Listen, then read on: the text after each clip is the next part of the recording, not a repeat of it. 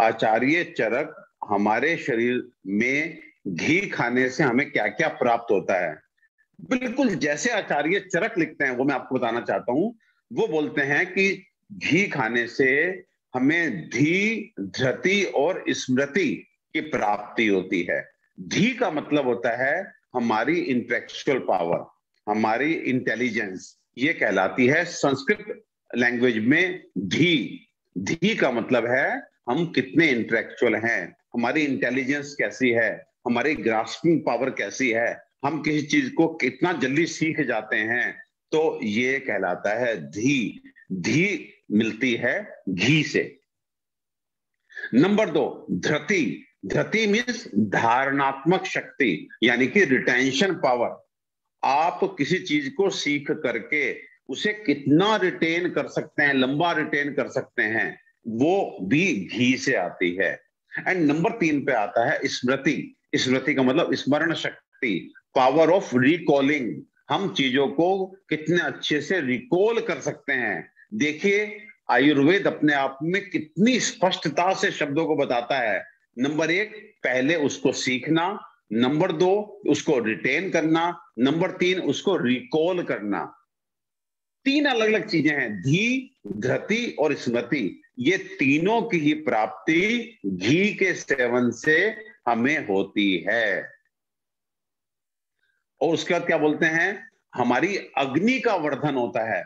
एक यहां पे आपको बड़ी हैरानी वाली एक बात बताता हूं। ये घी जो है ये अद्भुत है, अद्भुत, बहुत ही वंडरफुल चीज है। ये एक तरह से मैं आपको जब पित्त बताता हूं तो बोलता हूं पित्त भी क्या है, एक तरह से गर्मी।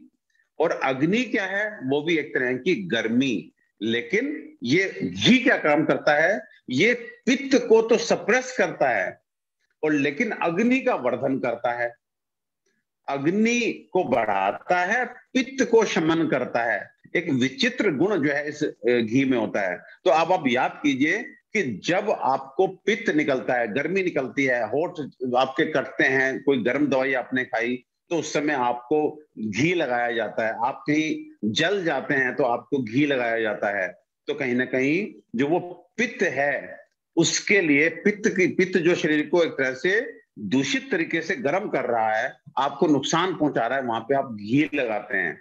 लेकिन जब आप हवन करते हैं तो वहां पर लकड़ियों पे क्या डालते हैं, घी डालते हैं। उससे अग्नि प्रज्वलित होती है, उससे अग्नि तेज होती है। तो अग्नि जो हमारे शरीर के लिए हितकारी है उसको ये बढ़ाता है, और वो गर्मी जो हमारे शरीर को नुकसान पहुंचाती है उसको ये घटाता है। इतने विचित्र जो है एक चीज हमारा घी है। पित्त का शामक है। जब पित्त दोष बड़ा होता है, हमें एक तरह से मूर्छा आ रही हो, हमें चक्कर आ रहे हो, हमको गर्मी के कारण नींद ना आ रही हो, तो वहां पर पित्त जो है बढ़ा हुआ होता है, उसको घटाने का काम करता है। और अग्नि जब कम हो, हमें भूख ना लगती हो, हमारा खाना ना पचता हो, तो वहां पर घी अग्निवर्धन का काम करता है। तो घी एक विचित्र खाद्य पदार्थ है जो उष्मा यानी कि गर्म पित्त को तो शांत करता है, लेकिन गर्म अग्नि जो शरीर के लिए बहुत जरूरी है उसको बढ़ाता है। लेकिन अग्नि को बढ़ाने के लिए घी का इस्तेमाल करना है तो घी को जलाना नहीं है। हमारे बड़े हमेशा घी को सब्जी के ऊपर डाल करके लेते थे, रोटी के ऊपर डाल करके लेते थे, दूध के ऊपर डाल करके लेते थे। तो आपको यदि घी का सेवन करना है तो आप इस तरह से सेवन करें, ना कि चीजों को घी में बहुत अधिक फ्राई करके सेवन करें।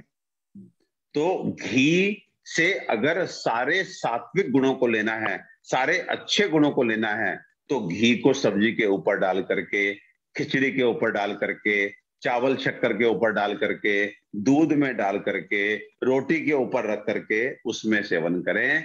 उसको परोठी में तवे पे डालकर जला जला के धुआं उठा करके सेवन ना करें, अदरवाइज उसका फायदा आपको नहीं मिलेगा। ओज।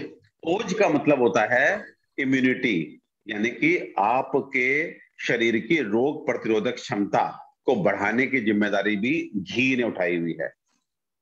रसायन।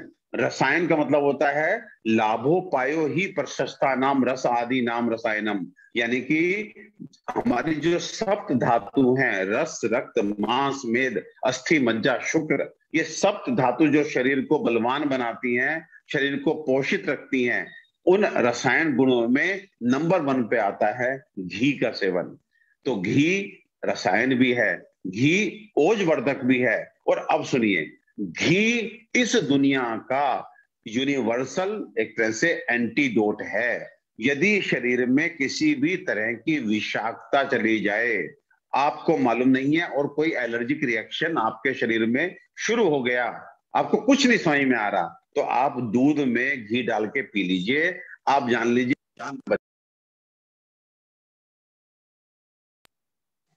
टॉक्सिसिटी, किसी भी तरह की टॉक्सिसिटी को खत्म करने में हमारा घी इस पूरी दुनिया का यूनिवर्सल एंटीडोट कहलाता है। तो आपने जब कभी भी आपके शरीर में कोई एलर्जिक रिएक्शन हो जाए, कभी कोई कीड़ा पतंगा काट जाए, कभी कोई इवन स्नेक बाइट में भी दूध में घी देंगे, तो उसका विष का प्रभाव आप काफी कुछ न्यूट्रलाइज कर देंगे। तो एक तरह से डे टू डे लाइफ में जो लोग घी का सेवन करते हैं, उनकी बॉडी में टॉक्सिन्स पैदा नहीं होते। तो रसायन भी है, ओज गुण वाला भी है, डिटॉक्स भी करता है, धी धृति स्मृति को सही करता है। और अब काम की बात सुनिए, जो बहुत ध्यान से सुनना है।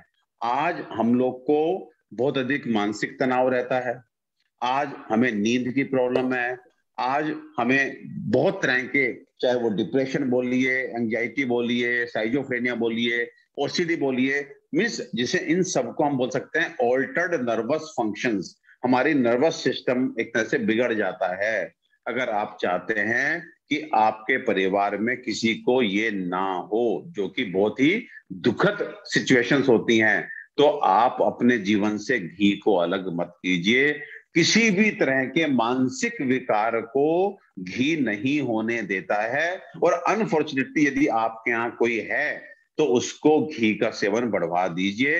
हाँ, निश्चित रूप से मैं फिर कहूंगा, फिजिकल एक्टिविटी आपको करनी है, घी खा रहे हैं, उसे पचाना भी है, तो आप घी का सेवन जरूर कीजिए।